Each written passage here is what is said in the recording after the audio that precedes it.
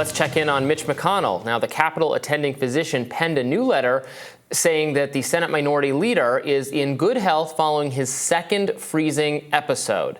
The doctor insists that after an exhaustive neurology assessment, there is no evidence McConnell suffered a stroke, a seizure disorder, or Parkinson's. In his first speech since coming back from August recess, McConnell sought to crush any concerns. Here he is speaking on the Senate floor yesterday. Now, one particular moment of my time back home has received its fair share of attention in the press over the past week. But I assure you, August was a busy and productive month for me and my staff.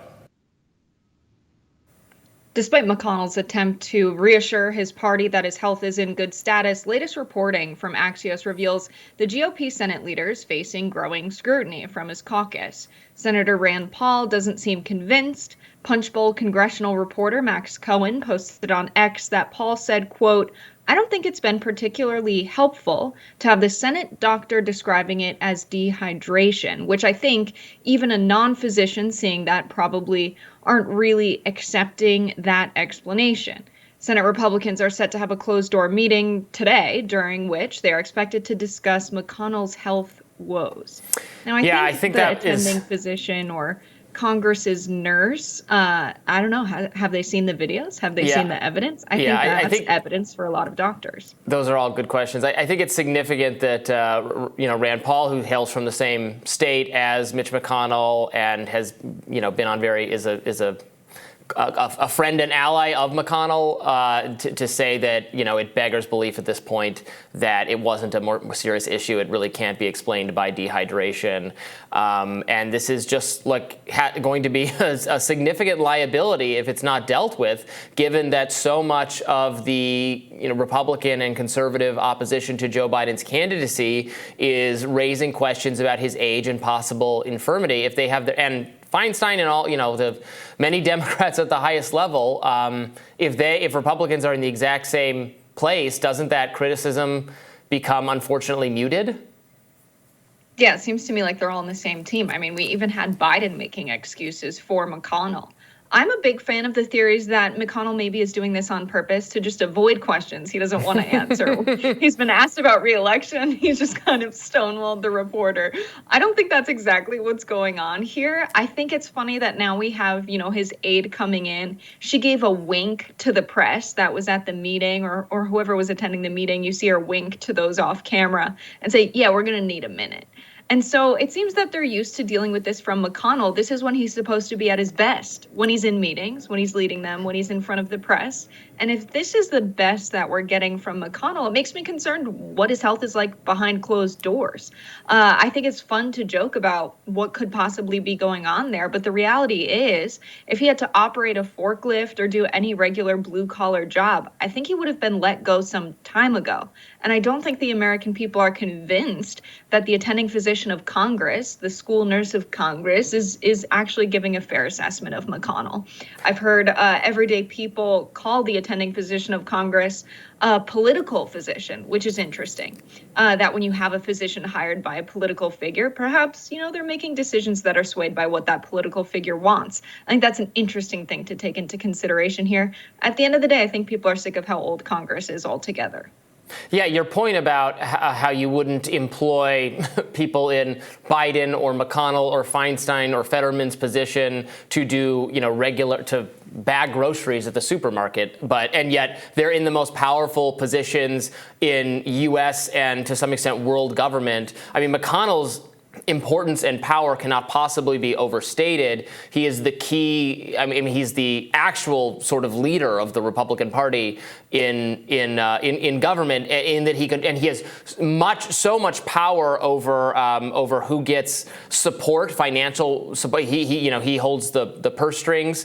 He decides which Republican candidates in various races get the healthy support of the Republican Party. So these are really key strategic, tactical decisions that he's the most direct person making these decisions. And so to have someone whose mental fitness is very clearly being questioned right now is, again, it's so self-sabotaging for the Republican Party, certainly in terms of the actual governing agenda, doing the job within Congress, but then also in terms of those other things I just mentioned, in terms of actually getting the Republican Party in a strong place to win back the Senate, to retain or expand their lead in the House. These are all things where he is most directly responsible. He's the one figure who signs off on all that. So, I mean, there's no, unless it's an issue where he's taking the wrong medication, or maybe he's taking some medication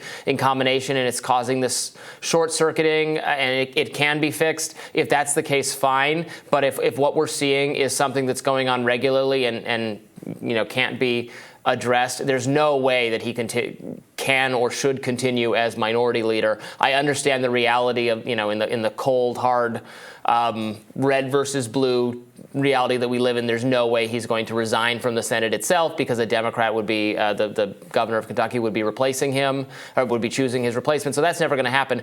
But he doesn't need to serve as minority leader. There are other people interested in the job. I would like to see Rand Paul in the job, frankly, personally. But I don't know that he's interested in it. Lots of other people are. But simply put, unless this can be addressed to a high degree of satisfaction for other Republicans, they need to have a frank conversation with him about retiring as minority leader. Yeah, I think Rand Paul, being a friend of McConnell, speaking out against McConnell's health is really telling, because you have this excuse of dehydration that Rand Paul points out. That's a really good point. If McConnell can't remember to drink water, is he mentally equipped to serve as the minority leader? It's a relevant question here.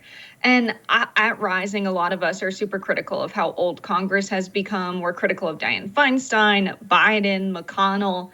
And I try to rack my brain for what the argument is on the other side, for why we should have essentially elderly people that potentially belong in a home where they have assisted living. Congress has been called taxpayer-funded hospice several times.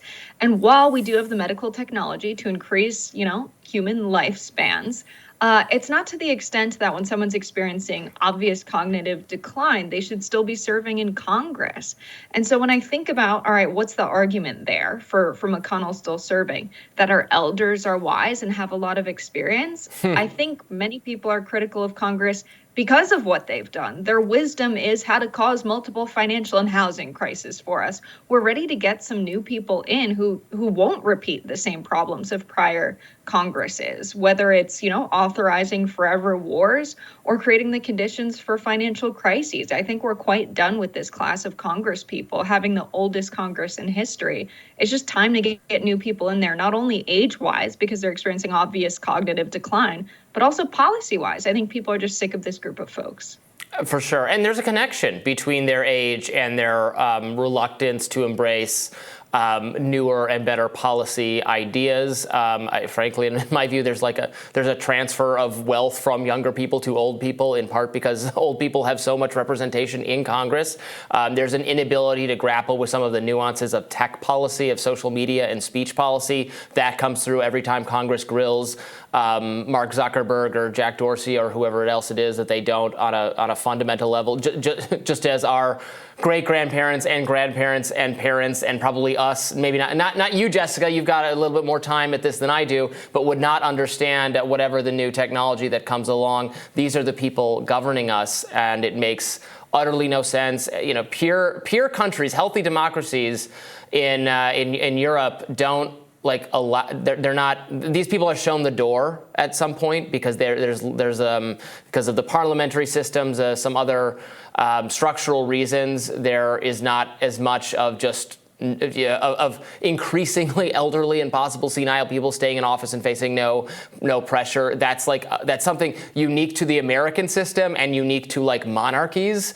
And it's just not great. So again, hopefully, and I mean this, with no malice toward Mitch McConnell. I think from a strategic standpoint, the influence he's had over the Republican Party, trying to hold it together during the Trump years, has been probably it's been very successful and well done. To the extent that he's responsible for getting Supreme Court justices on who enacted a conservative, legislating agenda, the agenda that right-wing people wanted. He's been extremely and tremendously successful from that standpoint. So it's not because he's bad at his job. It's just time to retire, without question. Yeah, and the fact that the party duopoly or two-party system is what's getting in the way of him retiring potentially is more concerning. Would people rather have someone who's not experiencing obvious cognitive decline but is of the other party in that seat? This is how our political process has been designed, that the governor will appoint a replacement if someone needs to retire from their Senate seat. And maybe it's another telling sign of our collapse of our democracy that McConnell has been in office so long. It's a similar kind of thing to Pelosi. It's not unique to the Republican Party, but to have a party machine to keep his Senate seat, despite any statewide race in Kentucky voting for their governor, they went Democrat. And so you have states, North Carolina, where I'm from, is one of them, where you have our members of Congress slowly changing over to blue as the state population changes. You're going to have changing demographics as populations change. And I think the party clinging on to the seat and having someone like McConnell not retire and essentially be a puppet member of Congress is dangerous for our democracy. Let the political system work as needed. Instead of just having a guy show up and cast the ballot in the direction of the party, let the people in Kentucky have a representative that can actually do the job of representing them in Congress. Yeah, well, we'll see if that happens. We'll continue to update viewers on Mitch McConnell's health. More Rising right after this.